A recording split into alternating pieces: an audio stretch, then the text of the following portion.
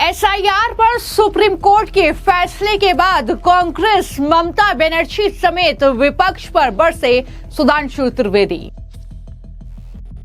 सुधांशु त्रिवेदी बोले, एसआईआर पर supreme court में विपक्ष की संवैधानिक हार हुई। सर्वोच्च न्यायालय ने एसआईआर स्पेशल इंटेंसिव रिवीजन यानी विशेष गहन पुनरीक्षण की प्रक्रिया को पूर्णतः संविधान सम्मत सिद्ध कर दिया है। अब यह विपक्ष और विशेषकर कांग्रेस पार्टी की संवैधानिक धरातल पर भी यह पराजय हुई है। सुप्रीम कोर्ट ने एसआईआर पर इलेक्शन कमीशन को दी क्लीन चिट, तिलमिलाए विपक्ष के नेता।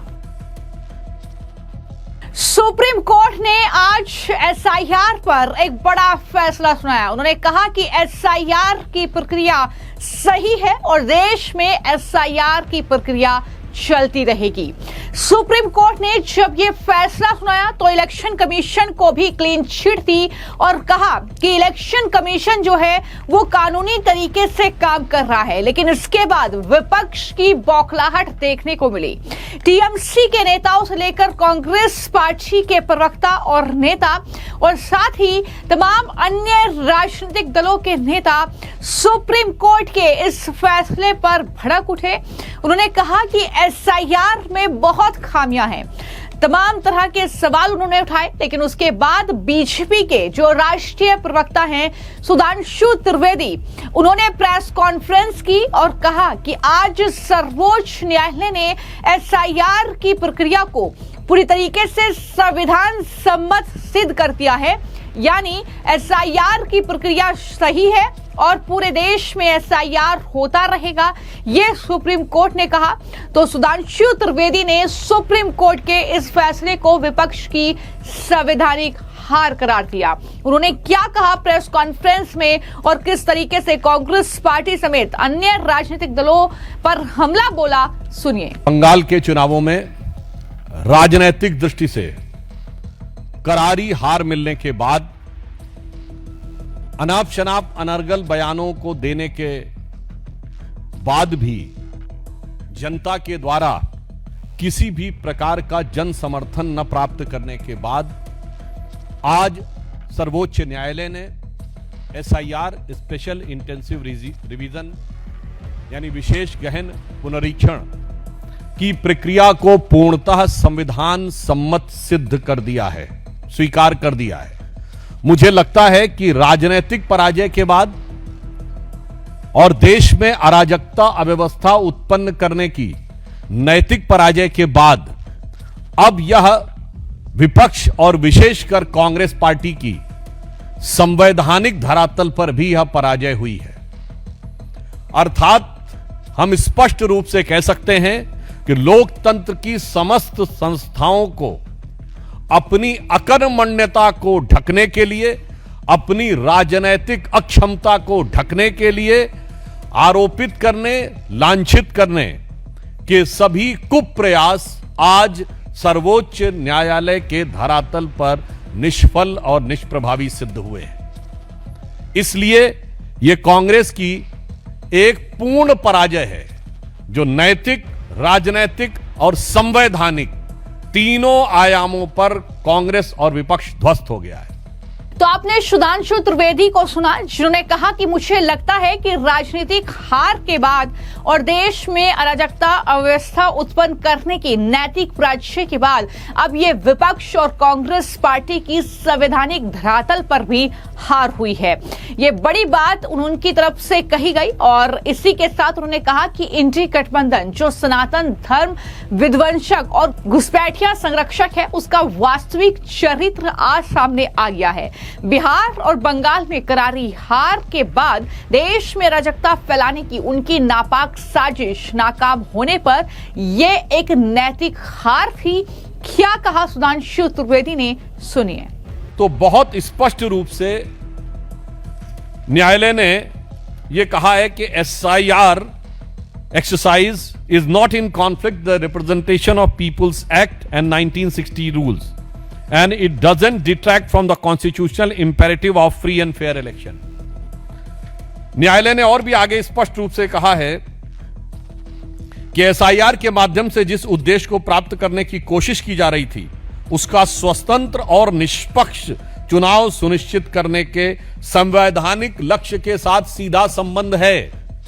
इसका मतलब फ्री एंड फेयर इलेक्शंस को इंश्योर करने के लिए it was very much required. तो जो उनका मूल आधार था वह पूरी तरीके से ध्वस्त हो गया। कोर्ट ने आगे यह भी कहा है कि चुनाव आयोग द्वारा दर्ज किए गए कारण, जिनमें पिछले गहन पुनरीक्षण के बाद 4 दशकों से अधिक का समय बीता है, पिछले कुछ वर्षों में बड़े पैमानों पर नाम जोड़े गए और हटाए गए, जिसमें उन्होंने कहा कि अर्बनाइजेशन हुआ, शिफ्टिंग हुई, डुप्लीकेशन हुआ, लोगों का आना हुआ, परंतु उसके बाद भी यह प्रक्रिया अत्यंत आवश्यक थी। अतः सर्वोच्च न्यायालय ने इसको संविधान सम्मत माना है और चुनाव आयोग के अधिकार के अंतर्गत माना है और निष्पक्ष और पारदर्शी चुनाव की प्रक्रिया के लिए आवश्यक माना है। तो हम यह कह सकते हैं कि इंडी गठबंधन, जो सनातन धर्म विध्वंसक और घुसपैठिया संरक्षक है, उसका वास्तविक चरित्र आज उठकर सामने आ गया है। On the political ground I would like to ask, ये लोग क्या आपको कोई मेहनत करते हुए दिखाई पड़ते हैं? गृह मंत्री अमित शाह जी ने कहा कि मैं 25 दिन लगातार बंगाल में रहूंगा। राहुल गांधी जी कहां थे बंगाल में? चलिए, आप कह सकते हैं कि बंगाल में हम बहुत मेन क्लेमेंट नहीं थे, तो असम में तो आप मुख्य विपक्षी दल थे। कितने दिन रहे वो विपक्ष में वहां असम में जाकर? उसकी बजाय कहीं कार निकोबार में घूम रहे थे, कहीं वियतनाम में घूम रहे थे। मैं पूछना चाहता हूं यह बात, नैतिक और राजनीतिक आधार पर हमारे सभी प्रमुख नेता, हमारे पूर्व राष्ट्रीय अध्यक्ष नड्डा जी, वर्तमान राष्ट्रीय अध्यक्ष नितिन नवीन जी, इसके अतिरिक्त अमित शाह जी, इसके अतिरिक्त रक्षा मंत्री राजनाथ सिंह जी, तमाम लोगों की आपने वो बैठकें देखी होंगी, वो सम्मेलन देखे होंगे, जो शक्ति केंद्र और बूथ लेवल कार्यकर्ताओं के कार्यक्रम आपने देखे, मंडल अध्यक्ष स्तर लोगों के कार्यक्रम देखे। कांग्रेस में कितनी बार आपने बूथ लेवल कार्यकर्ताओं के सम्मेलन देखे? कितनी बार मंडल अध्यक्ष के सम्मेलन देखे? अर्थात काम कुछ नहीं करना, चुनाव के समय भी मन लगाकर कोई काम नहीं करना, फिर बाहर से जाकर कुछ बातें अनाप शनाप बोल देना और फिर यह सोचना कि उनको चुनाव जीत लिया जाएगा। मुझे लगता है देश की जनता यह समझ रही है। तो सर्वोच्च अदालत में एसआईआर पर विपक्ष की इस याचिका को खारिज कर दिया गया। ये एक संवैधानिक हार विपक्ष की हुई है, लेकिन इसी के साथ कांग्रेस पार्टी पर बड़ा हमला बोलते हुए उन्होंने कहा कि आज विपक्षी दल, विशेषकर कांग्रेस पार्टी का चीन के साथ समझौता है। उनका परिवार इटली में है, उनकी विचारधारा का केंद्र इंग्लैंड और यूरोप में है और प्रचार का केंद्र अमेरिकी संस्थान है और वोटों का प्रभाव बांग्लादेश से जुड़ा हुआ है। विपक्षी दल और मुख्य विपक्षी दल, विशेषकर कांग्रेस पार्टी, उसका करार चीन में है, परिवार इटली में है, विचार का केंद्र इंग्लैंड में है, यूरोप में, और दुष्प्रचार का केंद्र अमेरिकी संस्थानों में है, और वोटरों के तार बांग्लादेश से जुड़े हैं। मैं पुनः यह कह रहा हूं, करार के तार चीन से जुड़े हैं, विचारों के तार यूरोप से जुड़े हैं, दुष्प्रचार के तार अमेरिका से जुड़े हैं, परिवार के तार इटली से जुड़े हैं और वोटरों के तार बांग्लादेश से जुड़े हैं। मुझे लगता है अब उनका यह असली चरित्र का चोला उतर गया है और वह पूरा चरित्र जनता के सामने तार तार हो गया है। तो मैं सिर्फ अंत में कांग्रेस का जो दुष्प्रचार है, विशेषकर राहुल गांधी ने, आपको याद करिए, यह बिहार के चुनाव को लेकर था। बिहार के चुनाव में कितनी रैलियां की, कितनी बार उन्होंने विपक्षी दलों के लोगों को बुलाया। आपने स्टालिन को बिहार में बुलाया, जिनके लोगों ने बिहार के लोगों के बारे में क्या क्या नहीं बोला था। आपने उन रेवंत रेड्डी को बुलाया, जिन्होंने बिहार के डीएनए के बारे में क्या क्या नहीं बोला था, और उसके बाद हार का ठीकरा फोड़ दिया चुनाव आयोग पे। तो इसलिए मैं कांग्रेस पार्टी को और विशेषकर राहुल गांधी जी को कहना चाहूंगा, इस निर्णय के बाद उन्हें इंट्रोस्पेक्शन करना चाहिए और अपशब्दों की भाषा छोड़नी चाहिए। अपनी विदेश यात्राओं के भुगतान संतुलन में फंसकर जो मानसिक संतुलन खो बैठे हैं, उस संतुलन को पुनर्स्थापित करने का प्रयास करना चाहिए। तो मैं उनके लिए कहना चाहूंगा इस निर्णय के बाद कि वो पैरवी तो झूठ की करता चला गया, बस उसका चेहरा उतरता चला गया। वो पैरवी तो झूठ की करता चला गया, बस उसका चेहरा उतरता चला गया। रंगत समझ में आई मगर आई देर से, कच्चा था बहुत रंग उतरता चला गया। धन्यवाद। तो कुछ इस तरीके से बीजेपी के प्रवक्ता सुधांशु त्रिवेदी ने एसआईआर पर सुप्रीम कोर्ट के फैसले के बाद विपक्ष को करारा जवाब दिया, क्योंकि लगातार विपक्षी नेता, चाहे वो राहुल गांधी हो, ममता बनर्जी हो, अखिलेश यादव हो, लगातार जो है वो ना सिर्फ एसआईआर को लेकर इलेक्शन कमीशन को घेर रहे थे, बल्कि बीजेपी प्रधानमंत्री नरेंद्र मोदी को सीधे तौर पर टारगेट कर रहे थे कि वोटों को जबरदस्ती काटने के लिए ऐसा जो है किया जा रहा है, ये एसआईआर करवाया जा रहा है। लेकिन जैसे ही सुप्रीम कोर्ट का डिसीजन आता है, वैसे ही कांग्रेस पार्टी के नेता प्रमोद तिवारी से लेकर अजय राय और इमरान मसूद क्या कुछ कहते हुए नजर आते हैं, किस तरीके से वो अपनी बौखलाहट दिखा रहे हैं, जरा सुनिए।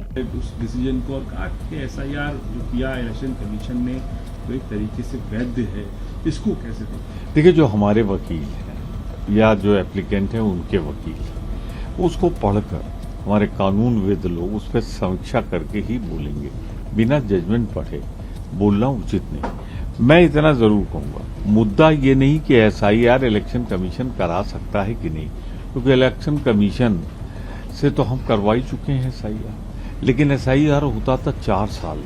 ज्ञानेश कुमार की तरह मुख्य चुनाव आयुक्त की तरफ 4 महीने, 5 महीने, 6 महीने में चुनाव के ठीक पहले बिहार में, बंगाल में, उत्तर प्रदेश में हो ही नहीं सकता।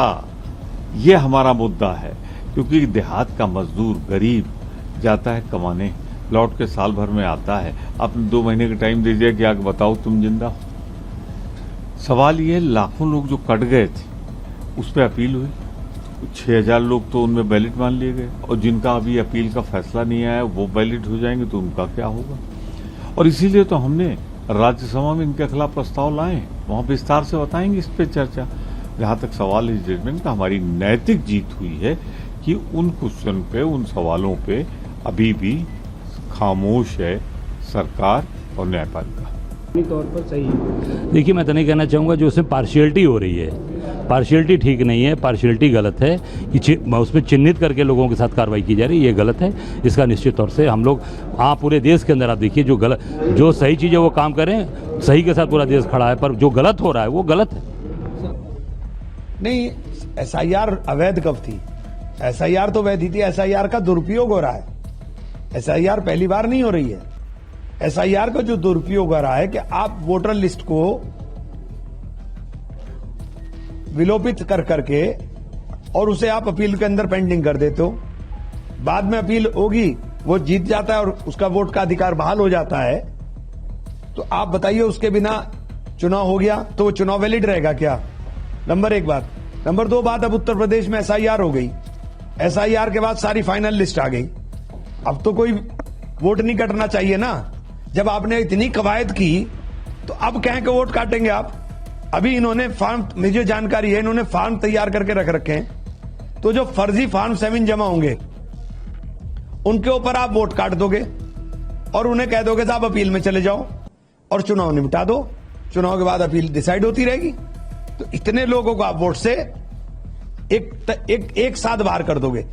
तो इसके अंदर यह प्रावधान भी होना चाहिए कि अगर आपको फेयर इलेक्शन कराना है तो प्रावधान होना चाहिए कि कोई भी फॉर्म 7 अगर जमा कराएगा तो एफिडेविट पे जमा कराए, एफिडेविट दे, और अगर वो झूठा पाया जाता है तो उसके खिलाफ एफआईआर दर्ज हो। कानूनी तर्जा होना चाहिए। मतलब ये धींगा मस्ती जो देश में चल रही है ये बंद होनी चाहिए। हम इसके हक में है कि बिल्कुल 100% किसी विदेशी का नाम वोटर लिस्ट में नहीं होना चाहिए, किसी घुसपैठिया का नाम वोटर लिस्ट में नहीं होना चाहिए। अब जब आप डेमोग्राफी चेंज करने के लिए घुसपैठिया बताते हो तो डेमोग्राफी चेंज करने के लिए बताइए, आप 12 साल में आप ढूंढ नहीं पाए, अब तो आपकी बंगाल में भी सरकार आ गई, तो बंगाल में से बताइए कितने करोड़ लोग आप निकाले आपने, क्योंकि डेमोग्राफी तो करोड़ में ही चेंज होगी ना। तो आप बताओ कितने करोड़ निकाले आपने, कितने डिटेंशन कैंप में डाले? सारे डिटेंशन कैंप आपके खाली पड़े हुए थे। ये जो नैरेटिव देश में बनाया जाता है झूठा और फर्जी, हम इसके खिलाफ हैं। और इलेक्शन कमीशन को इतनी ताकत अगर रखनी है तो फिर सर्टिफिकेट भी इलेक्शन कमीशन ही देते सबके, बिना चुनाव के। फिर चुनाव के मायने क्या रह जाएंगे? पहले से ही कहता है कि इलेक्शन कमीशन बीजेपी का तोता है। हाँ तोता है, तो क्या अब हाँ तोता है। सुप्रीम कोर्ट भी नहीं बीजेपी का। सुप्रीम कोर्ट ने कहा कि SIR संवैधानिक नहीं है, तो हम भी कह रहे हैं SIR संवैधानिक नहीं है। भाई उस दुरुपयोग के ऊपर एक्शन की बात कर रहे हैं हम तो, जो इतने भारी तादाद में आपने वोटों को मताधिकार से वंचित किया, अब उनके अधिकार अगर बहाल हो जाते हैं तो आप बताइए चुनाव वैलिड है या अनवैलिड है? बस सिंपल बात है, एक ही लाइन की तो बात है। मैं कह रहा एक लाइन की ही तो बात है। अब उत्तर प्रदेश में SIR कंप्लीट हो गया, उसके बाद अगर वोट काटे जाएंगे तो उनके खिलाफ क्या एक्शन होगा जो वोट काटेंगे? और अगर हमारे यहां कटेंगे वोट, बिल्कुल हम तो जाएंगे सुप्रीम कोर्ट में, हम भी गुहार लेके जाएंगे सुप्रीम कोर्ट में। आपने वोट काट दिया, फाइनल लिस्ट कर दी ना। अब इस फाइनल लिस्ट के लिए भी आपने तैयार कर ली। मेरे पास जानकारी है कि ये तैयार करके बैठे हैं और एंड टाइम पे फॉर्म 7 जमा करेंगे। तो ये कांग्रेस पार्टी के नेताओं का बयान आपने सुना। हालांकि वहीं पर कल्याण बनर्जी तो वहां पर पैरवी ही कर रहे थे। सुप्रीम कोर्ट में TMC के लीडर हैं, वकील हैं, लेकिन वहीं इसी मामले को लेकर अवधेश प्रसाद जो कि समाजवादी पार्टी के सांसद हैं, उन्होंने कहा कि न्यायपालिका के आदेश से उम्मीद है कि मतदान देने का अधिकार सबको मिलेगा। क्या कहा उन्होंने वो भी सुनिए। विशेष बैंक सुरक्षा अभियान सुप्रीम कोर्ट ने बरकरार रखा है, क्या कहना है?